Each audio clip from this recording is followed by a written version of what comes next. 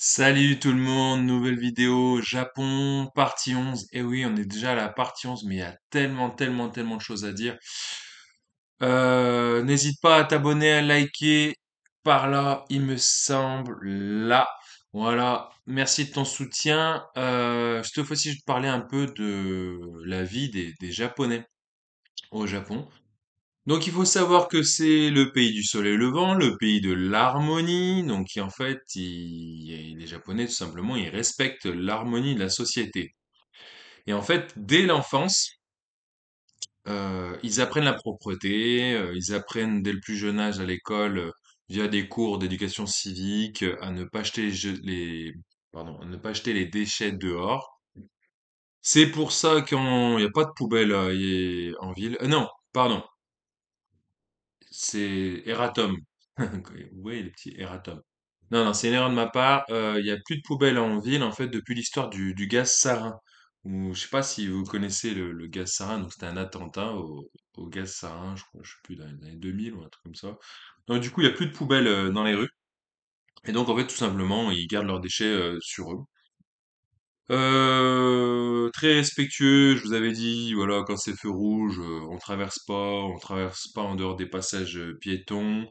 Vous allez me dire, dans le nord de la France, c'est un peu le même style, mais bon, là, on parle du Japon, on n'est pas là pour parler des ch'tis. Je plaisante, j'ai plein d'amis du nord que j'apprécie énormément. Et autre chose que j'ai appris, c'est qu'il n'y a pas de cantine à l'école. En fait, ils mangent tous en classe, et ils se servent chacun leur tour, et chacun leur tour, pardon, de la cuisine.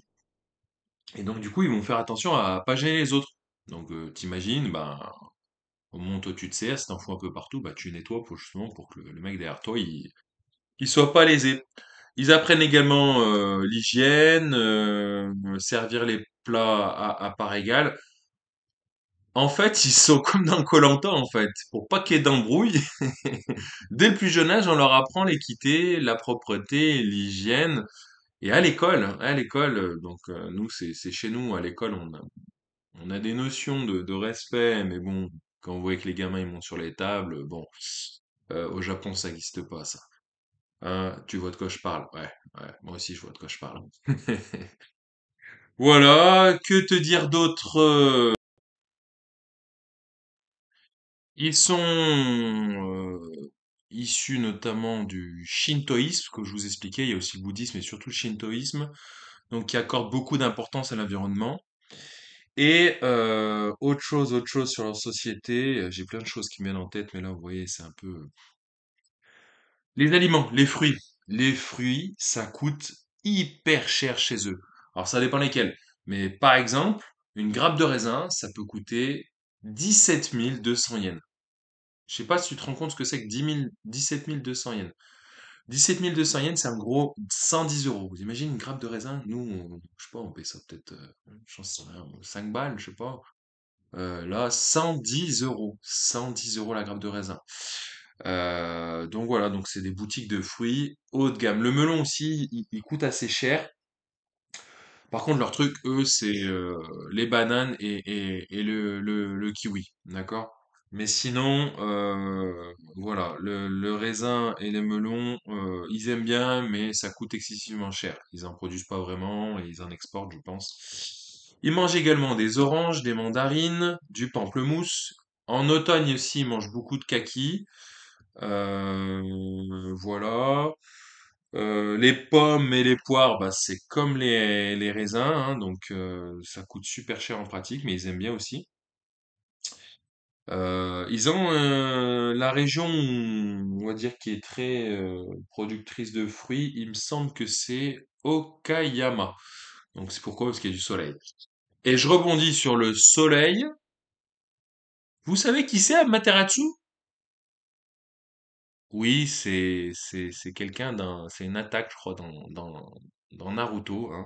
Susanoo Amaterasu, donc je crois que c'est l'attaque de Sasuke avec son Sharingan, là. Sharingan! Bon, bref. Amaterasu, bah, en fait, c'est la déesse du soleil au Japon, donc c'est celle qui est tout en haut. Et à ce qui paraît, à skip, J'ai l'impression que plus je fais les vidéos, plus je suis en train de péter un câble. Euh, Askip, Amaterasu, eh ben c'est l'arrière grand-père de l'empereur actuel du Japon. Ah, il y a un empereur au Japon? Ouais, ouais, il y a un empereur au Japon. Qu'est-ce qu'il fait? Je sais pas trop, mais il est empereur au Japon. Je crois que c'est un peu un titre honorifique. Voilà, il y a sûrement le Premier ministre qui gère en dessous. Et donc, il faut savoir que l'empereur, je connais pas son nom. C'est classe quand même, empereur comme empereur. Vous imaginez l'empereur? Et en dessous, il y a le shogun, mais bon, ça n'existe plus, les shoguns, c'était à l'époque des samouraïs. Je ferai peut-être une vidéo là-dessus sur les samouraïs, parce que c'est classe quand même. Les ninjas! Ouais, Amaterasu, l'ancêtre de l'empereur du Japon, des empereurs du Japon, et donc les empereurs du Japon, c'est de père en fils. Donc là, récemment, donc c'est le fils de l'empereur qui a été nommé empereur. Et il faut savoir que c'est toujours un mec. Vive la parité, hein. C'est toujours un mec, c'est-à-dire que bah, cet empereur actuel, il a une fille, et du coup, il a qu'une seule fille. Donc, ce sera son cousin, cette fille, qui va devenir empereur par la suite. Il y a un truc aussi, vous allez me dire, mais il part dans tous les sens, mais franchement, celle-ci, cette anecdote, elle est impressionnante. Est-ce que vous savez pourquoi, est-ce que tu sais pourquoi les Japonais n'ont qu'un seul enfant? Eh ben, moi, j'ai ma petite idée. C'est que quand ils ont un enfant, quel que soit le sexe, garçon ou fille, ou non-genré, maintenant on parle de non-genré, euh, quel que soit l'enfant, eh ben, il est coutumier au Japon de que l'enfant dorme avec sa mère jusqu'à l'âge de 7 ans. 7 ans! Ça veut dire que le papa, il laisse sa place à l'enfant et il va dormir sur le canapé. Vous imaginez le truc là? Donc je vous assure, c'est pas des cracks. On nous a raconté ça, la guide, elle nous a raconté ça, véridique. Et ben moi je vois ça comme un tue-l'amour, donc ça donne vraiment pas envie d'avoir un deuxième. Donc voilà, j'ai encore plein d'anecdotes à te raconter. Par contre, bon, la vidéo là, ça fait déjà plus de 7 minutes. Écoute, si tu veux, je continue mes petites anecdotes sur le Japon.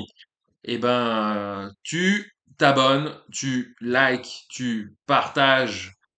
Merci beaucoup de ton soutien. Et puis je te dis à plus pour une nouvelle vidéo. Japon, bourse, ce que tu veux, manga, ce qui te plaît. Ciao, ciao.